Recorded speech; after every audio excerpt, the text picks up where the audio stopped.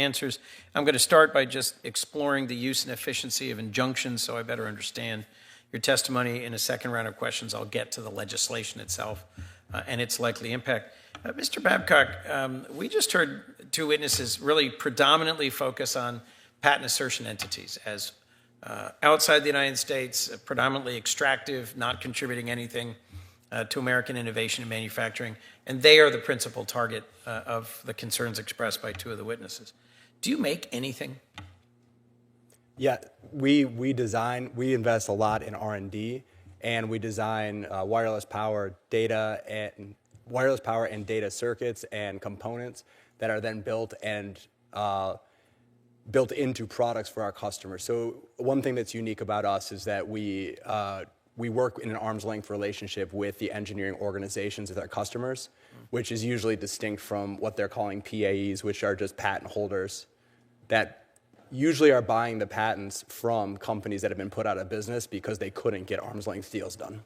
So could you tell us a little bit more about how did you discover your IP was stolen, and what were the legal remedies available to you? Because as you described it, a Korean entity stole a critical piece of IP and was literally able to generate, I think you said billions in value before you were able to find any meaningful relief. Yeah, thanks for asking too, because the timeline is one of the most egregious elements here. So we didn't really even discover the infringement until a few years after it started, where the technology was put into phones. So it had already been put into a couple 100 million phones at that point. Then by the time we filed a lawsuit, worked through some of those issues, and ultimately decided to settle with them, it was about 7 years after the initial infringement. By that time, their suppliers were enabled with the technology, and they had proliferated it not only to the company that we sued, but also to others in the cell phone industry. The cat was out of the bag, and we couldn't put it back in. What difference would it have made if you'd had a presumption of injunctive relief in your toolkit as you proceeded? I believe that it would have made the companies more seriously consider who the suppliers of the technology were and whether they had a license or the legal ability to provide that technology. It was basically a free-for-all on the technology, and those companies got to benefit, but it didn't return the benefit to us, the inventors. And you talked a little bit about, and as did Professor Singa, efficient infringement. What's the order of magnitude difference between your company and a Korean company you're describing that ultimately then took advantage of your technology? Multiple orders. These companies have trillion-dollar market caps right now.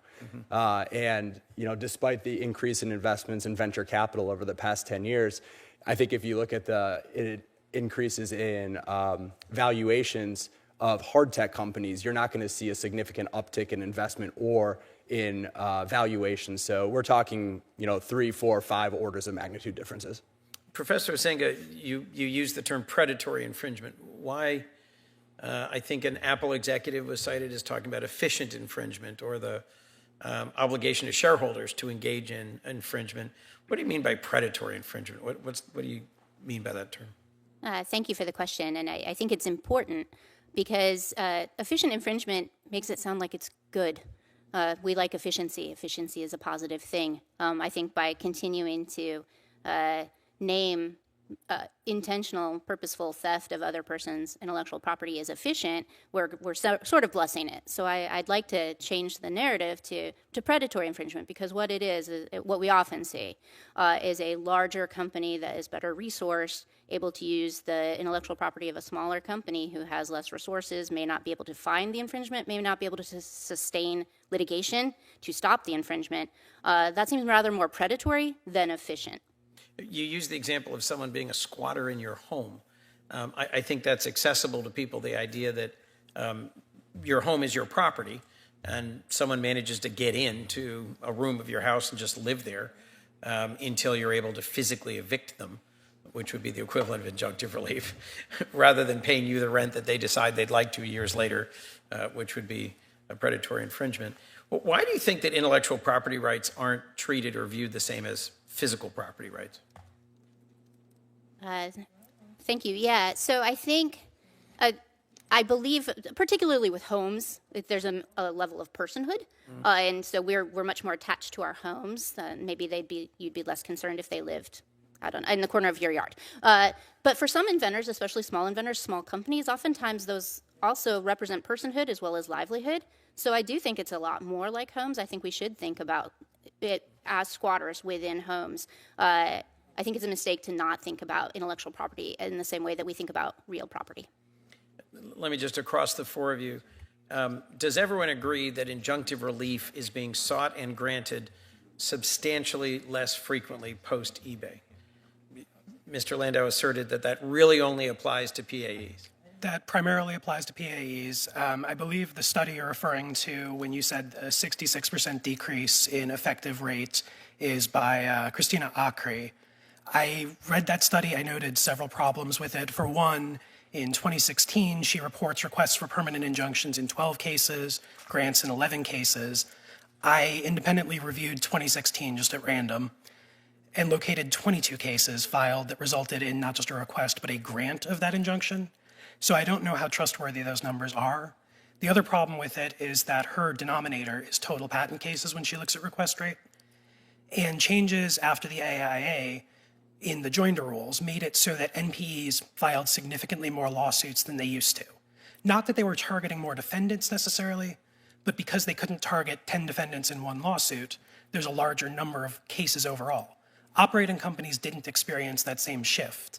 As a result, using the operating company request rate, but putting the total number of cases at the bottom, distorts what the actual result is. If you rerun it, there is a reduction, but it is much less significant than that reported in ACRI.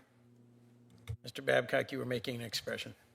Yeah, my experience is different. I'm not an academic or a lobbyist. I just run businesses and invest in them. And my experience working with lawyers in this case is they say, we're not even going to request injunctive relief in cases anymore because we can't get it. It's just not given after the eBay decision. And they just want to focus on what they think can be achieved, which is financial remedies. Professor Singa, then Professor Contreras, about whether or not injunctive relief is still sought and available to actual manufacturing companies.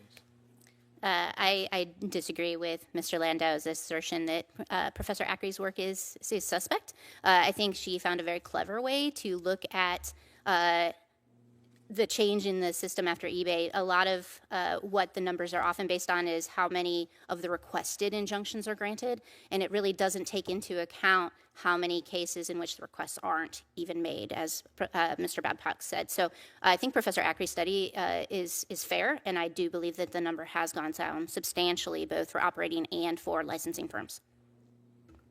Professor Contreras, you get the last question of this round. Yeah, thanks very much. I mean, I also have some concerns about the study that was cited for many of the same reasons as Mr. Landau and a couple of others. But rather than go into that, I mean, I would say two things. And first, if the number of requests for injunctions has gone down, and I would be willing to concede that it probably has, that is probably a good thing. Because it probably weeds out meritless cases for injunctive relief. And I think that saves judicial resources and makes litigation less expensive for everyone. So if we can weed out meritless cases in that way, I think that is a positive. That being said, I would disagree with Mr. Babcock's characterization of what practicing lawyers are doing and saying out in the field. I work with lots of lawyers and am involved in many cases involving operating companies and PAEs and patents, and I have yet to see lawyers in major cases who give up any possible motion that they can file, any remedy that they can seek, and generally, injunctions are very much on the table, very much a threat, even under eBay, and still shape the settlement negotiations in these cases. Thank you for your testimony.